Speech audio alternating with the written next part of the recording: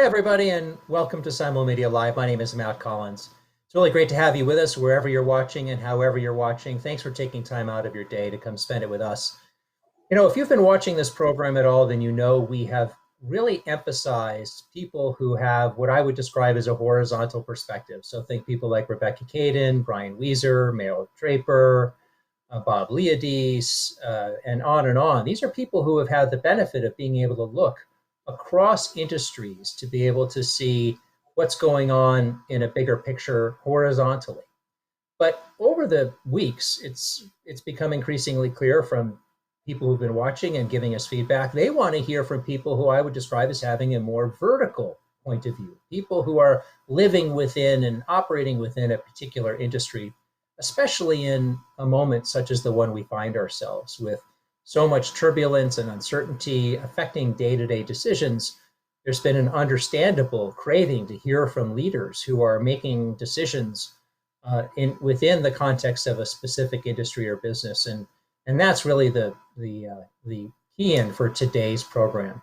So today we're going to be joined, and I'll bring her on here in just a moment. We're going to be joined by YIN Rani. YIN is the CEO of MilkPEP, and MilkPEP stands for Milk Processor Education Program, and it is an organization that is funded by the nation's milk companies, and they work on behalf of those companies to increase milk consumption. And like so many other consumer behaviors, milk consumption is changing in the era of COVID, and we'll have Yin talk to us about that in just a moment.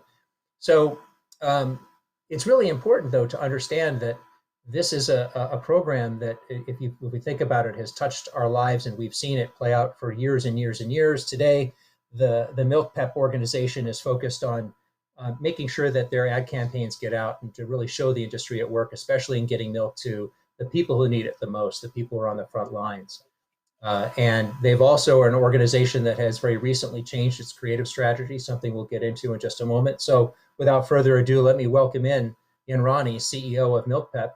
Yin, great to see you working from home.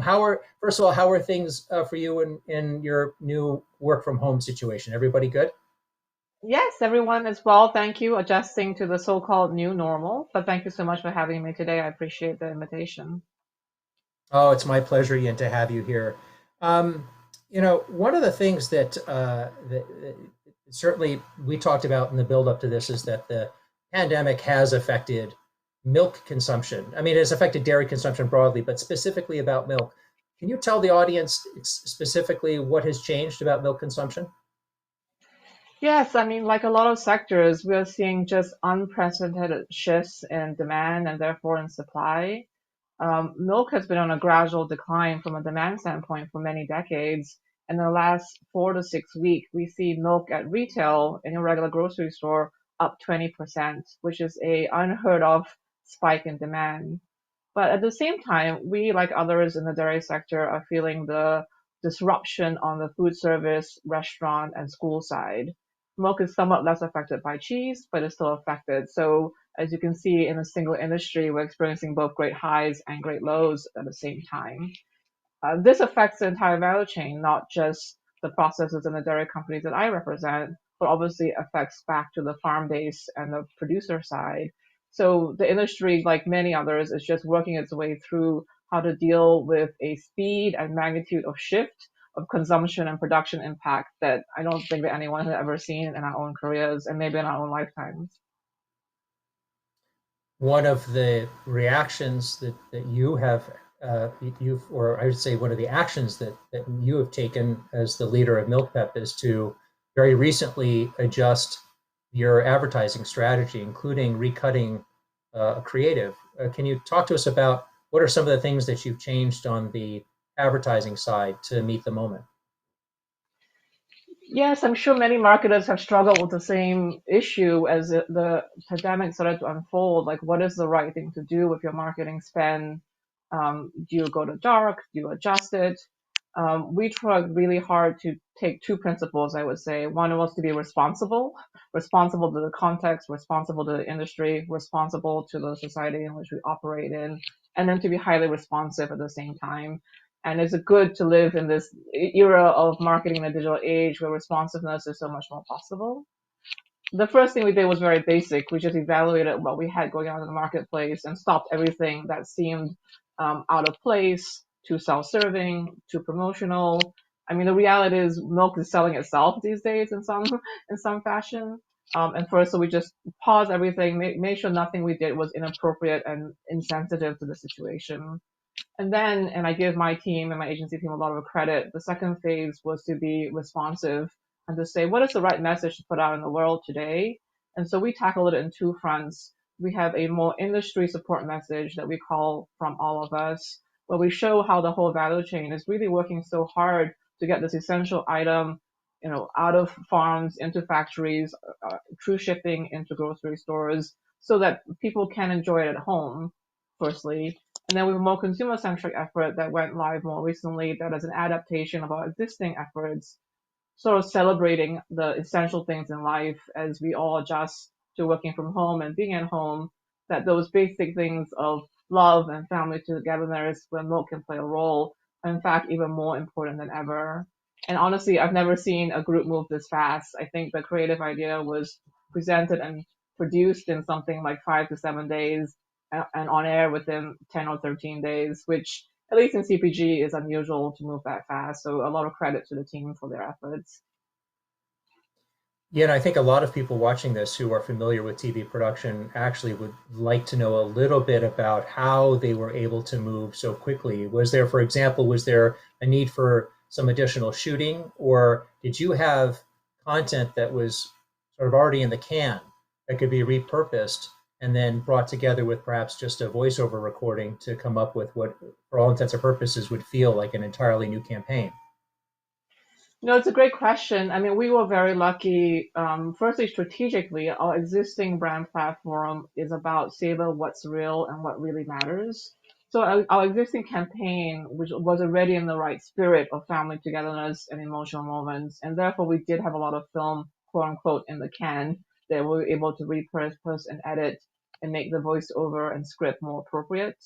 The industry's one was a combination of stock footage, to be honest. And so again, the team was very smart and very creative in taking stock footage and putting it together into a meaningful message in a short amount of time. So it was a combination of those two things.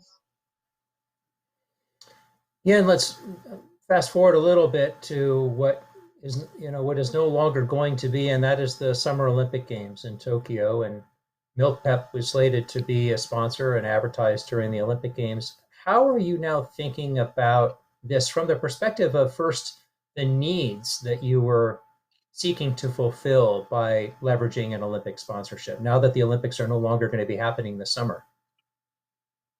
Well, that is a $1 million question, my friend. So we are very much in the process of figuring out what comes next. The work that I just alluded to is what we consider rapid response, and we're very much in phase two planning. But to comment a little bit about why we have been an Olympic sponsor for the last several years, I mean, there's a wonderful organic link between milk and sports and athletes in general. But with Olympic athletes specifically, at least among Team USA, 9 out of 10 Olympic athletes grow up drinking milk. And so it's something we've been able to leverage for the last several years. So it's a wonderful story that we don't think many other beverages and foods can take hold of. It's a great tentpole event that's really family friendly because we're a really high penetration category that has to appeal across a great swath of society. So there's a lot of reasons why we've been an Olympic sponsor the last several years. It's also helped us rally the industry around a tentpole because we have our own programming, but we also try to bring that benefit to the dairy companies that support us, and the range of Team USA athletes that we can leverage on behalf of the industry is also important. So we are literally in the middle of trying to figure out what we should do instead. I think our early thinking is sort of on focusing and celebrating the behaviors that have emerged as people have more at home behavior. We were talking earlier about breakfast behaviors, baking, cooking, family activities. So we don't have an easy answer right now, but we're very excited to see this rediscovering of what makes milk so important in people's lives, and very focused on helping people celebrate and recognize and build those rituals and habits as we go into the second half of the year without the Olympics as our existing tentpole. I'm joined today by YIN Rani. She's the CEO of MilkPEP, that's the Milk Processor Education Program. If any of you have a question for Yin, just ask it wherever you're watching. You can ask it on Zoom, LinkedIn, Twitter/Periscope. We have eyes on all those channels, and we'll be make sure we have plenty of time at the end for questions. I want to come back in for a moment to the Olympic Games. It seems to me that one of the lessons learned in all of this, from a media strategy, a creative messaging strategy, a planning strategy, is just how important it is for brands to have flexibility, to be, and now perhaps that virtue is more virtuous than ever before, that it's more important to be flexible given the range of uncertainties. How are you sort of reinforcing or bringing that notion of flexibility into the planning process, presuming, of course, you sort of agree with the premise? No, it's a great question, and we talk about this a lot as we plan and replan. I think it's a little bit of both because I am a big believer in flexibility and responsiveness, but I think you also want to maintain some strategic discipline and not to be overly reactive and not lose sight of who you are, what your company is about, what you do well. So I think the balancing act is staying true to yourself and to your strategic guardrails, but being flexible in how you respond and express that in the marketplace in this time of great change on every dimension. And thank goodness for the digital revolution, which is now very mature. I think in digital and social, we are already very responsive. We publish in smaller batches, more real time. I think the opportunity now is to take that mindset and bring it across maybe more of the whole ecosystem and not sort of adopt the set it and forget it annual planning, quarterly planning kind of mindset. And so that's what we're attempting to do. It will be a big shift for us and for others, but I think we have some practice and some workflow and some understanding of how to do it because of our digital and social practices. You mentioned some of the things that really shouldn't change, which I think actually it strikes me as really important to know those things before you launch into the things that that are changeable or should be changeable. And I'm thinking about in the context of the new creative that you talked about just a few moments ago, that it's so important to know, I guess, know oneself and to have that brand identity so secure so that you know how to find your voice to express what that value proposition is. And that I would think in a moment like this, the risk for some brands is that notion that with so much changing, consumer behaviors changing, expectations changing, that there is a temptation perhaps by some brands to change their message so dramatically that it actually puts at risk the value proposition. I go back to something that we heard from Meryl Draper, who's the head of creative at an agency called Quirk Creative. And she was talking in the abstract about the hypothetical example of an underwear brand coming out with a COVID message. And she was using it to express the notion that there are some brands who at this point really probably shouldn't be changing their creative tone or their message at this particular moment, even though there are so many things that are changing. And I think at the heart of it, as you've just reminded me, is the need to make sure that we know who we are as brands, we know what we stand for, and that we don't change those things. We may change the vehicles that we use to communicate those values. We may change the expression a little bit, but it seems to me that understanding the core of who you are is actually the first thing to get right, even before you start thinking about how do you change. Am I off, you think? No, I mean that's sort of what brands are supposed to be. They're supposed to be the fundamental truth and promise of what you are. I mean, we're very lucky in the milk category because A, our business models were not highly disrupted aside from the food service piece. But if you're an airline or a hotel and your whole business model is disrupted, it's probably harder to stay where you were. But I do think it is a test maybe of your brand and strategic discipline at this point of can it flex to this unusual situation? And if it can flex, what do you do? Do you just go silent? I mean, if you have a very humorous, risque, irreverent kind of tone of voice, is that still appropriate, particularly in the heart of the crisis? So I do think, strategy should always lead execution, even in this rapid moments of agility. It's easy to lose sight of that.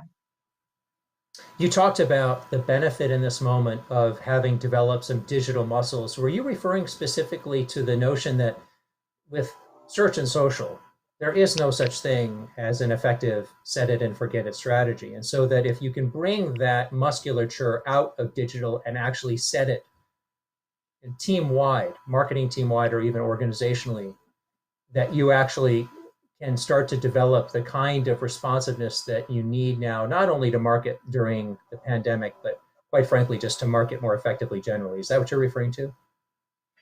Yes, and I'm a big fan, and I think I've spoken at Simulmedia before, of I really don't like digital marketing being in its own silo, right? We're really about marketing in a digital age.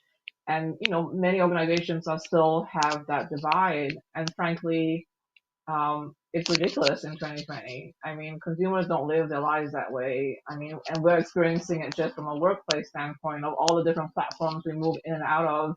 And consumers were ahead of marketers for a long time. They don't sit and think, oh, this is a TV commercial that operates by certain rules. This is a piece of social content operates by certain rules. People live their lives and they interact with you across touch points. And so I think organizations need to embrace how consumers live and interact with media, and so the real-time responsive nature of digital and social, I think, should be widespread. I know that's easier said than done. There's a lot of structural realities, there's a lot of organizational realities. But if you keep the consumer at the end in your mind of how they live their lives and how you want to show up in your lives, I think that is an important North Star. Again, I'm talking today to YIN Rani. She's the CEO of MilkPEP, the milk processor education program, and we're talking about MilkPEP's adjustment, both with creative and media strategy in the early days of the pandemic, and even looking ahead to a sponsorship of the Olympic Games that's no longer going to happen, but is now being rethought of even as we speak. If you have questions for Yin, please feel free to ask them however you might be watching, and we'll make sure we get to those questions at the end. And I want to talk about leadership. This is a heck of a moment for people to learn and discover leadership muscles that maybe had been dormant, maybe they didn't know they had. And you've joined MilkPEP not too long ago, so you're actually in this unique experience of starting into an organization while at the same time really helping to lead it through a period of uncertainty, unlike probably anything most people there had seen before. Why don't you talk a little bit about what you're learning about leadership as you go through this? It's a great question, and I think everyone is being tested in new and different ways. And as a relatively new leader, this is month 7 for me. It has been an eventful several months in this gig. I mean, I think the fact is that nothing can really prepare a leader for this particular moment in time. It is just unprecedented on so many dimensions, change affecting an entire globe, professionally, personally, socially. So the thing I try to think about is the balance between sort of trusting your existing leadership model, your existing muscle memory, whatever your own leadership bias is. Leaning into that is important, but also being conscious and intentional that that bias doesn't disregard other facts. If you are methodical by nature and you want to sort of ponder and analyze, but this is a time that requires agility and speed, maybe you have to guard against your own leadership model for a second and think, okay, what's the right balancing act? I mean, I will say I went through that exercise with the advertising I referred to earlier. Things were coming to be approved so quickly without a ton of data. And you sort of have to lean into that moment and say, okay, I wouldn't normally do it like this, but that's appropriate. And so I always try to balance my natural instincts, my natural tendencies with what is possible, what is appropriate, what is necessary at this moment in time, because nothing can really prepare you. The other thing I try to keep in mind for myself a little bit is I say to myself at least once a week, like, you are enough. Like sometimes you feel so inadequate to the challenge when you look at the enormity of the change and the struggles that people around you in the industry and in the world are facing. And you have to say to yourself, like, whatever I'm doing, it is enough. It is as best as I can do. I know I'm giving it my all. I know my team is giving it all. And be grateful for the contribution you can make. And so I say to myself very often, even though I'm not really ready for this moment, I am enough for the moment. There's something very reassuring about that. And the other thing which I'm reminded of as I listen to you speak, I'm reminded of advice that I got from an old HR colleague of mine from several jobs ago who would tell me about how in her mind weaknesses are just our strengths overplayed. And in the current environment, when we think about, for example, people who are biased towards a more analytical approach, but where perhaps the risk is that overanalysis causes time, causes lost opportunity, causes uh, people to really not be working as efficiently as possible, or where an over analytical approach could come off as being unfeeling in the current moment, especially to employees who might be looking to you or looking to us for guidance about how we should feel about these moments. I think there's a real truth that you reminded me that we have to be alert to ourselves. Again, getting back to this notion of know yourself and know where your limitations may be and just be mindful of them so that if the opportunity presents itself, that alertness can help you perhaps see through it and not fall trapped to some of the bad consequences of that vulnerability or that weakness sort of getting the best of you in the moment. Yeah, it's Um, hard though, right? Because you're reacting quickly, so your tendency is to go back to your habits.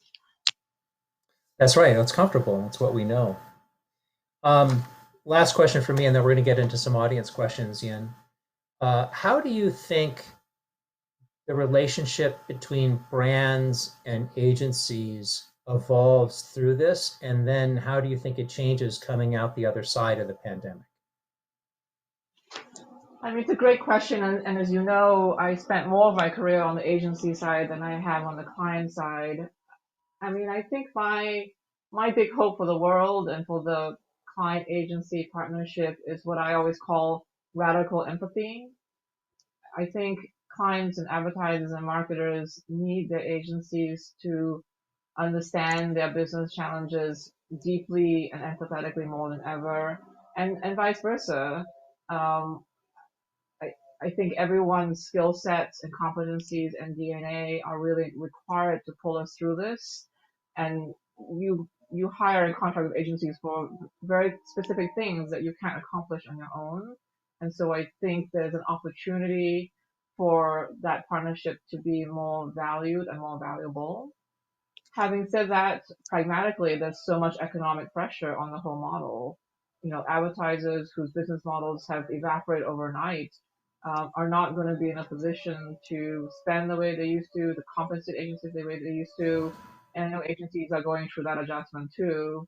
So there is I think a sort of a disconnect between how much we need that partnership to be strong, but how the economic realities can tend to challenge that. So it's going to be an interesting time to see if we can navigate that collectively together and well. Knowing what you know, Yin, about agency life and the importance of how they service their clients, are there things right now that agencies could be doing, should be doing to strengthen that relationship aside from what feels like the obvious things of maybe really emphasizing more availability, especially in situations where remote work is now the reality for so many people? But what else should agencies really be doing right now to make sure they come out of this with a stronger relationship with their clients than before they started? I mean, I think play for the long term. I mean, people will remember who was with them, how people were treated, what partnerships felt real. Um, so it's easy to say that. It's probably hard when you face running an agency and you have a lot of demands, but I think people will remember those who stayed with them, who were helpful, who were generous, part one, and do what agencies can uniquely do. You know, I alluded to it earlier. You know, my agencies brought me ideas and work with a speed and a creativity that I don't know that other parts of the ecosystem could have done. So lean into your special sauce, I guess, is what I would say, but make it as valuable as possible and in the context of your client situation. Yeah, and this has been fantastic. We have some audience questions that I want to get into. Um, Great. Gregory has asked, Have you seen an increase in aseptic slash shelf stable? That's a new term for me. Aseptic milk Yeah. versus regular milk. And do you feel like aseptic will be the new way forward? Yes, I mean, in the numbers, particularly in the early couple of weeks, regular milk was growing maybe 30%, and the longer the shelf life of product, the larger the percentage increase was. I think we've seen that settle down a little bit as people bought it because they could pantry load it and it's stable, you don't have to use it up. So that initial spike hasn't necessarily maintained at that higher level. It is an interesting question to see if this will fundamentally shift American drinking habits, because as you know, it's not as popular in this country as it is in others. It could be an interesting inflection point if more people discover it and this point of need, discover that they're okay with the taste of it. It has a lot of conveniences. It has been growing steadily, but it's still very small compared to others. But I know the industry is very focused on innovation in that area and production capacity in that area. Gregory, thanks so much for the question. That's a really good one. Let's move on to a next one. Kimberly is asking a really good question, really about your moving into the organization and how you've been leading. Kimberly asks, since you're newer to MilkPEP, how much of the organization's marketing strategy has remained in place, and how much have you adjusted? I mean, it's very early days, so, and I thought the strategy that the organization had made a lot of sense. And in fact, for 2020, we were proceeding down this path of being an Olympic sponsor with pretty minor adjustments. Everything is thrown up in the air now, to be honest. And so we're making bigger shifts probably than I would have normally. Um, I was thinking about things more in terms of a long-term strategic planning cycle in terms of adjustments, but the current situation has made more changes necessary. And to be honest, the program had more work to do, even though it's been contributing over years. The need in industry is greater, so I do think we will make changes for now, and there will be bigger changes to come in the future. Kimberly, thank you. That's a terrific question for any new leader in any organization. Another question comes from Victor, and Victor is wanting to know how the supply and demand dynamic of milk and the dairy category overall has changed as a result of the pandemic's disruption. And in a related question, has this caused any thought to pause advertising for the category? Yeah, I mean, on the first question, I think I alluded to in the beginning, there definitely has been disruption of supply and demand meeting exactly as you would want it to, because a lot of milk that is produced is meant for restaurants and schools, particularly in the cheese and butter sector. So unfortunately, there are disruptions where the milk that is made on the farms doesn't have somewhere to go, and so that has created some issues around milk disposal issues, and the industry is working super hard to make sure that that milk does find a home, particularly in the hunger channel when there's so many families in need. I think in the retail channel, we're beginning to find our feet, I would say, in terms of being able to address this increased demand and get it where it needs to go. But again, a special shout out to the farmers themselves, the factory workers who show up every day to process milk, butter, and cheese, the truck drivers who get the milk there, the retail front line that's getting things there. None of the products that we buy every day in a grocery store would be there without all the people in the value chain. Um, and then Matt, remind me of the second question. Well, the second question was, did any of this disruption lead to any thought to pause advertising? I mean, I can't speak for the whole industry. I'm sure every company had to decide based on their particular situation. And MilkPEP, to be honest, there was a moment I was just filing my emails when I can see the emails going back and forth between me and my agency leaders of like, should we just stop? Like, is this right? Is this something we can say that doesn't seem insensitive and taking advantage of the moment? But I'm glad that we decided to hold a course. You know, our primary reason for being is to promote and make sure that milk is top of mind. I'm glad with the balance that we found that we believe the messages are about support for families and support for the industry, not necessarily just selling milk. So we did consider it for a moment, but not not a long moment.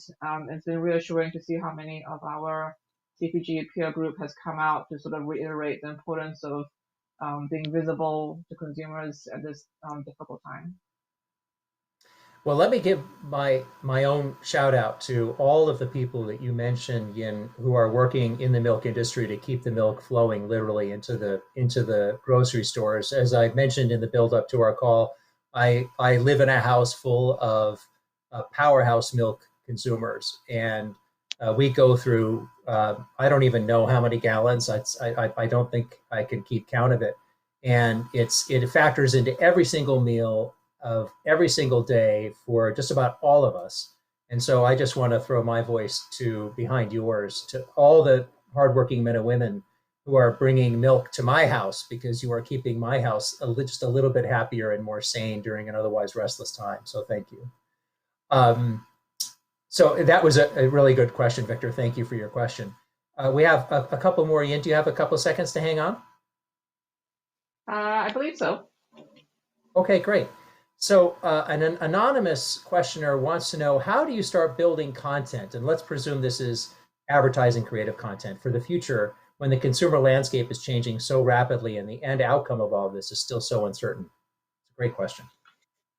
No, a great one. I mean, we are very much in the thick of it.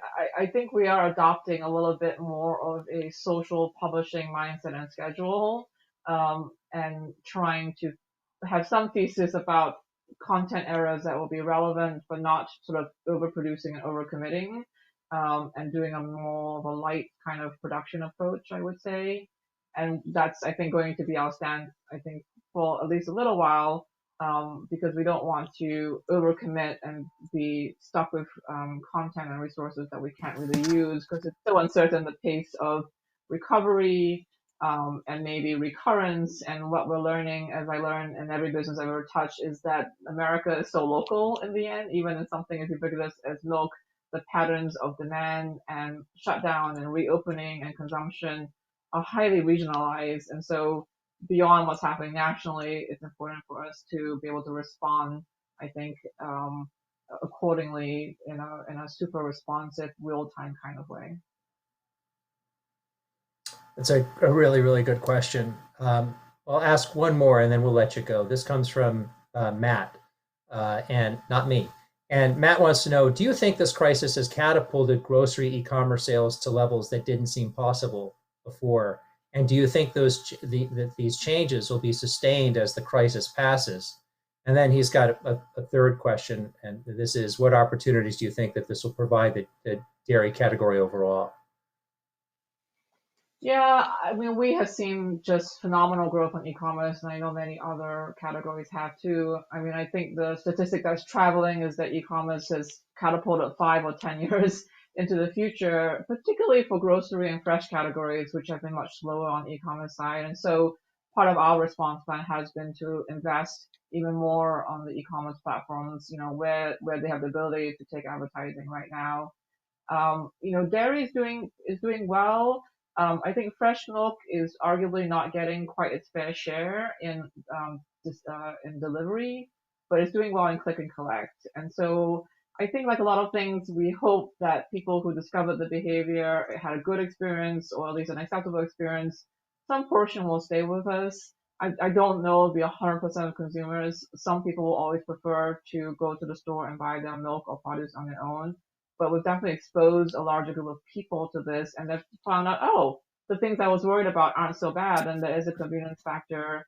So I do think e-commerce is going to be so much more well established in grocery, but even restaurant delivery. I mean, so many more things are possible to be done virtually than we ever thought possible.